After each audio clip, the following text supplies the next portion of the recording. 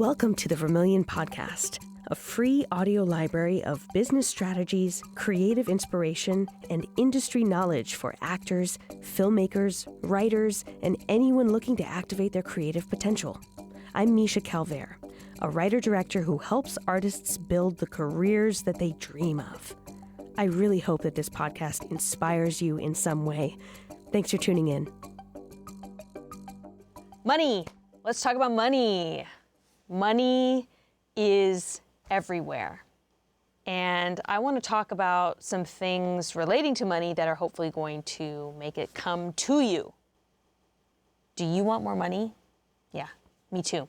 So let's give you some strategies to get more money into your life and to think about it in a whole new way, because what I see as a coach now for over 15 years is that a lot of money problems are not external, they're internal. So we're going to address the internal money blocks that you might have so that you can free it up and just have more coming into your life. Sounds like a good thing, right? So for the purposes of this conversation, let's talk about what money actually is. So another word for money is currency. And another word for currency is electricity, an electric current, right? And another word for electricity is energy. Electricity is a form of energy. So A, B, C, D, money in a way is just energy. I want you to think of money in that way. And like energy is all around us, money is also all around us, especially if you live where I live, which is New York City. It goes by different names, but in all its forms, it is all around us. I'm going to give you some other examples of currency that might expand your thinking on this. And this is coming at it from an artist's perspective. And I work a lot with actors, filmmakers, writers, directors, producers. So think of this, from your artist lens, but think about the different forms of currency that are at play with you as an actor. Because currency isn't just about cash. Money is not just about cash. There's other forms of value that are, in some ways equal to cash money. So here's a checkbox of what some of those different categories are.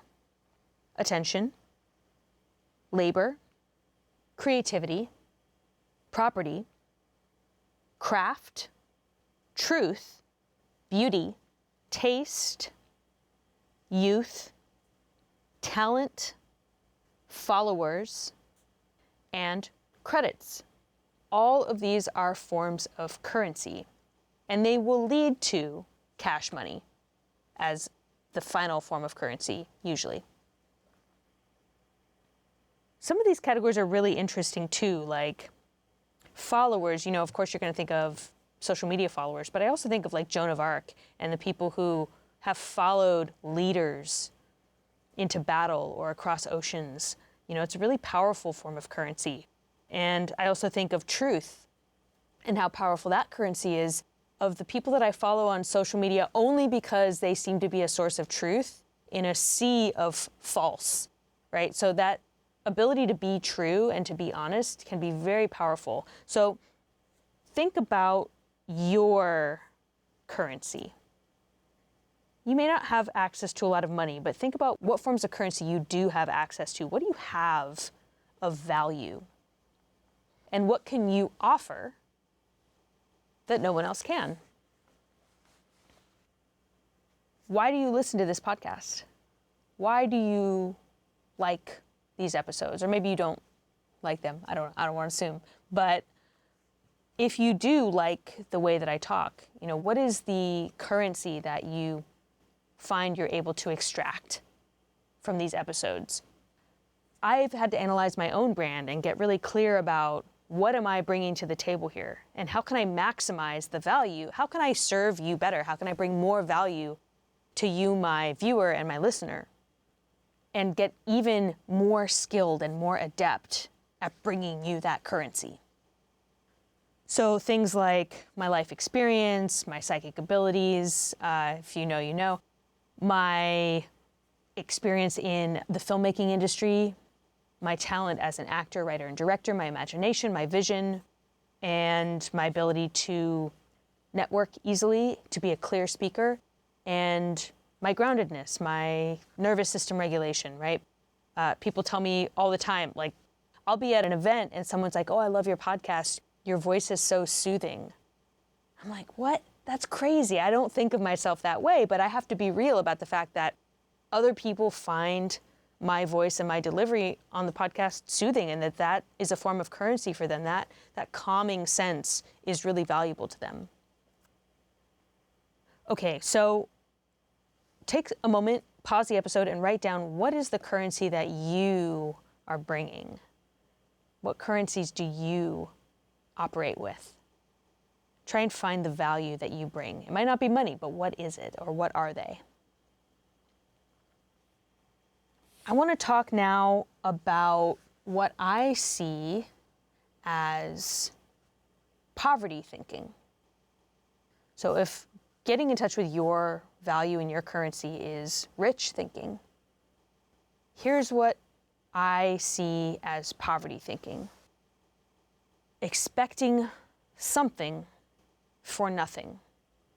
Reason being, we live in systems. The universe is comprised of systems.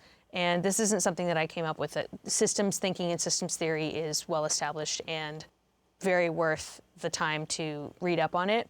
But basically, none of us functions in isolation. Nothing is in isolation. It's all connected to systems, big, small, microscopic, macroscopic.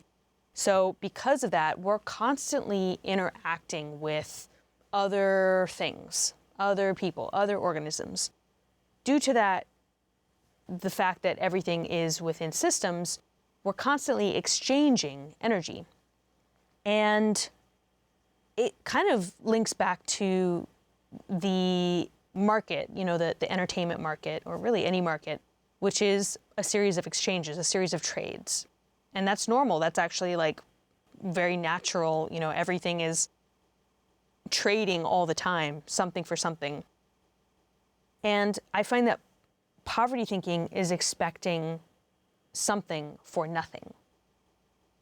It's a two-way street, which I'm going to explain in a second, but either way, either direction, it's a trap.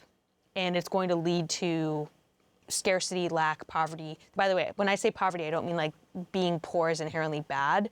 It's not a statement on the poor. Poverty is more like, we're talking an energetic mindset here of having nothing and being unhappy about it. So that's kind of the definition that I'm using. I've grew up poor. So poor people they're human beings for a start, but it's not any slight on the poor to talk about poverty thinking. I'm just assuming that you want money, so that's the framework of this conversation.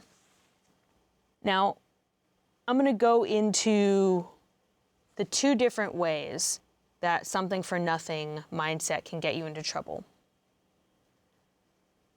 This one is actually the unexpected use of that mindset, which is, I see this all the time as a coach. It's an artist's mindset, or, doesn't have to be an artist, but the mindset of, I work my butt off and no one values what I do. So you're giving something and expecting nothing in return. We're not talking charity and Christmas morning. We're talking, I slave away and I work myself to the bone at this, restaurant job, and I'm just not appreciated, or I give it all up to my family and no one appreciates me. So that's really the impoverished energy that I'm talking about. Trap number 2 is, I'm expecting something and giving nothing. This can take many forms, many different sneaky little costumes that this one wears. This can be the quick fix, the get-rich-quick scheme. This can be the cheat code, the magic pill, the too good to be true mentality. This one thing is going to solve everything mentality. This can take the form of pedestalizing industry gatekeepers, obsession with celebrity, glamorizing show business, and dreaming of fame as a solution to your problems. This can also be entitlement toward people, places, and things where you feel like you're owed something. Like, well, maybe you owe like $1,000 to someone who is rich. You're like, well, but they're rich, they can afford it. I'm broke. No, you owe them money.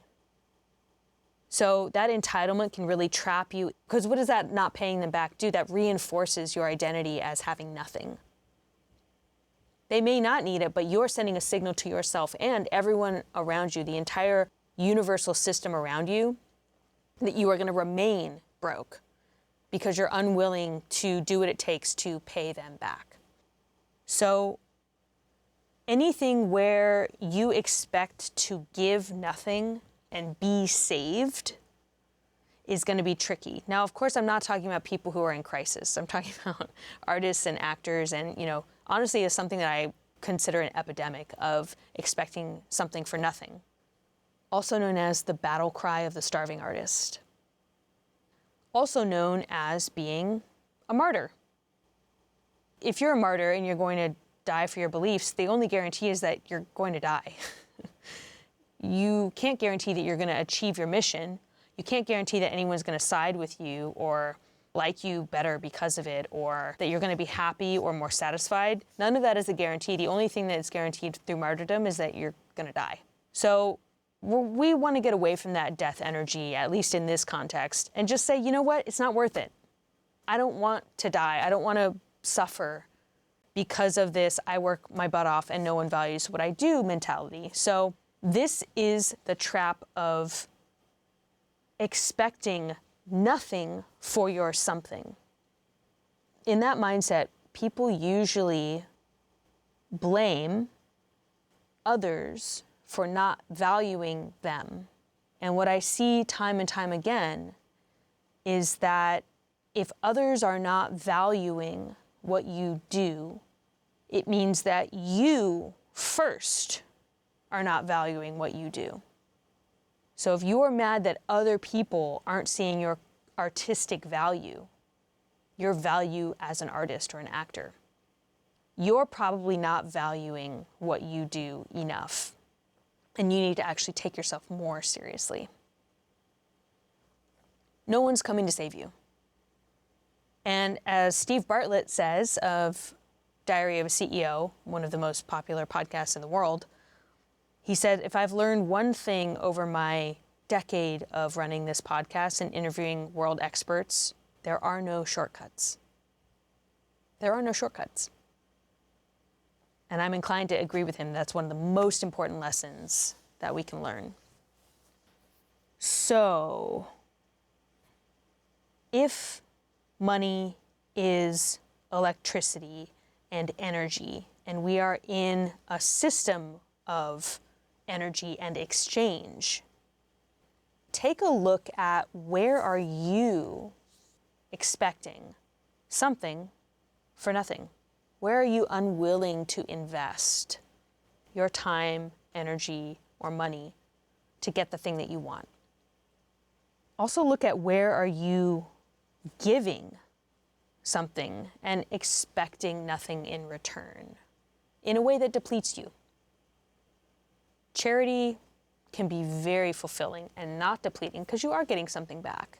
You're getting satisfaction, you're getting purpose, the joy of seeing other people benefit. But you know the difference between giving and feeling good about it and giving and feeling drained. Self-sacrificing in a way that drains, martyrdom in a way that drains. So take a look, where are you doing that? Are you demanding something of others and unwilling to give back to them? Are you unwilling to receive from somebody, somewhere? It may seem unrelated, but I am so serious when I say, when I start to work with people on this level, looking at their lives and looking at the non-cash money exchanges and how those exchanges are blocked, we start to free up the blocks. The cash money is soon to follow. I am dead serious. I see it all the time. But on another level, who do you owe money to? And who owes you money that you're afraid to collect? I just had to do this today, actually. I had to tap in with somebody who owes me money, I could very easily have just let it go. It was a situation where it was a small enough amount that I didn't really need it, but like on paper, they definitely owed me. I could have let it go. And I thought of how I was going to come in and record this episode today, and I thought, it is not good for my financial future if I let this one go.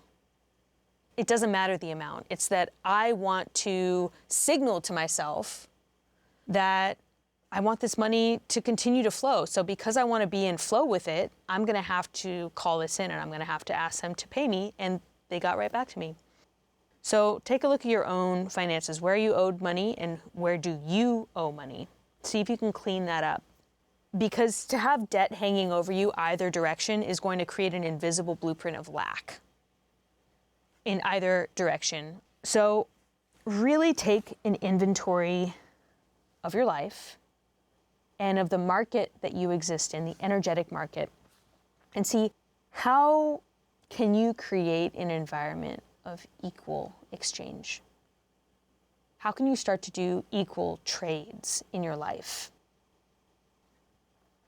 I'm going to do a part 2 on this at some point in the near future, but for now, I'm just going to leave you with this inventory of looking at your life and kind of diagnosing where the unfair trades are occurring. And let's create a fair trade system for you in your life, and we're going to watch the money flow as a result of it. Okay, I hope that this was cool and exciting. I find it very cool and exciting, and I hope that you make a whole lot of money the rest of this year moving into next year. Let me know if you do, okay? Drop me a DM on Instagram at Misha Calvert. I would love to hear from you, and I would love to hear if this worked or not.